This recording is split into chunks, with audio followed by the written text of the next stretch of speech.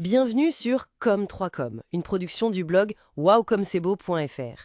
Aujourd'hui, on se penche ensemble sur les ingrédients qui font le profil idéal dans le monde de la communication. C'est un domaine, on le sait, qui demande un mélange assez étonnant de talent, de compétences. Qu'est-ce qui ressort un peu de ce qu'on a pu regarder? Oui, effectivement, ce n'est pas juste avoir de bonnes idées comme ça qui fusent. Il y a vraiment toute une palette de qualités personnelles et puis de savoir-faire techniques qui sont nécessaires pour bien naviguer dans ce métier. On pourrait peut-être commencer par les qualités plus intrinsèques, personnelles. Allons-y. Alors, on pense tout de suite à la créativité. Elle est même qualifiée de débridée. Mais qu'est-ce que ça veut dire concrètement ce côté débridé? Et comment ça joue avec la réactivité et la curiosité qui sont aussi mentionnées? Débridé. Ici, je pense que ça suggère une capacité à sortir un peu des sentiers battus, oui. Proposer des angles inattendus, ne pas avoir peur de l'originalité, quoi, pour se démarquer. Et c'est très lié à la curiosité, en fait. Pour être créatif de manière pertinente, il faut s'intéresser un peu à tout, comprendre les tendances de fond, les évolutions. D'accord. Et la réactivité, c'est la capacité d'adapter cette créativité, cette compréhension aux imprévus, au rythme qui souvent est freiné dans l'actualité ou les projets. Ces trois qualités, elles se nourrissent l'une l'autre, en fait. Je vois. Donc une curiosité qui vient nourrir une créativité adaptable. Et si on passe aux compétences plus techniques, le digital, j'imagine, c'est un point central. Ah oui, absolument. La maîtrise des outils numériques, ça revient tout le temps. Et ça va au-delà de savoir poster sur les réseaux sociaux, hein. Il s'agit de comprendre comment fonctionnent les plateformes, peut-être les outils d'analyse d'audience, gérer des campagnes en ligne, savoir lire les tableaux de bord. Et un point qui revient souvent, c'est savoir mesurer l'impact de ce qu'on fait.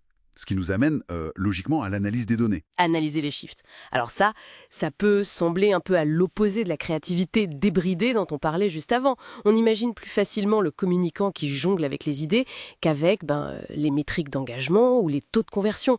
Il y a une tension là, non? Oui, c'est une perception assez courante, oui. Mais ce qu'on voit suggère plutôt une complétude, une complémentarité. L'analyse des données, ça permet de comprendre ce qui marche, ce qui touche la cible, quel message résonne vraiment. Donc loin d'étouffer la créativité, ces infos peuvent la guider, la rendre plus pertinente, plus efficace. Et c'est très connecté à une autre compétence importante, le storytelling, l'art de raconter une histoire. L'analyse, ça aide à savoir quelle histoire raconter et à qui la raconter. C'est intéressant de voir comment tout ça s'imbrique en fait.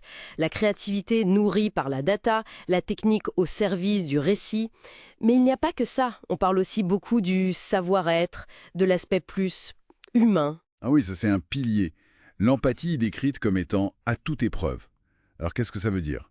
Probablement cette capacité à comprendre sincèrement les points de vue, les besoins, les émotions des différents publics, même quand ils sont critiques ou loin de nous.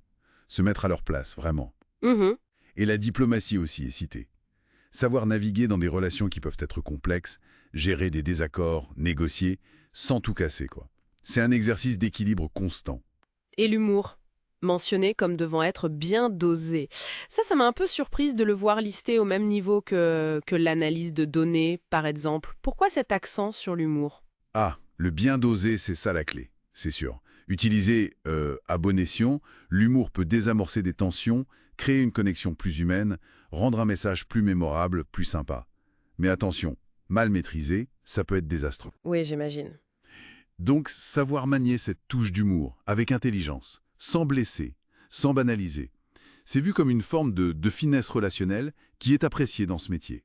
C'est subtil, oui. Donc si on essaye de faire un peu le portrait robot qui émerge de tout ça, un créatif, curieux, mais ancré dans la réalité grâce à l'analyse, à l'aise avec les outils numériques, doué d'une grande empathie, diplomate, et avec cette petite pointe d'humour bien placée. C'est presque le mouton à cinq pattes, hein. C'est une bonne image, le couteau suisse, ça revient souvent. Mais il faut nuancer un peu. Ce qui est décrit, ce n'est pas un profil unique où toutes ces qualités seraient au top chez une seule personne. Ça dessine plutôt un idéal, un ensemble de compétences et de qualités utiles. Chacun aura ses points forts, bien sûr.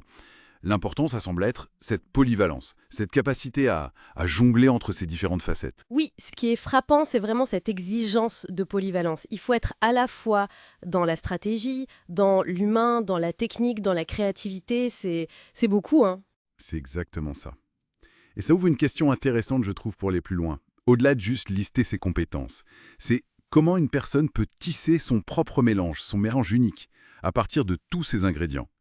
Comment trouver son équilibre personnel entre cette créativité qu'on veut débrider, cette analyse rigoureuse des données et cette empathie à toute épreuve pour construire une approche de la communication qui soit singulière et pertinente? Une belle réflexion pour terminer. Rendez-vous au prochain épisode.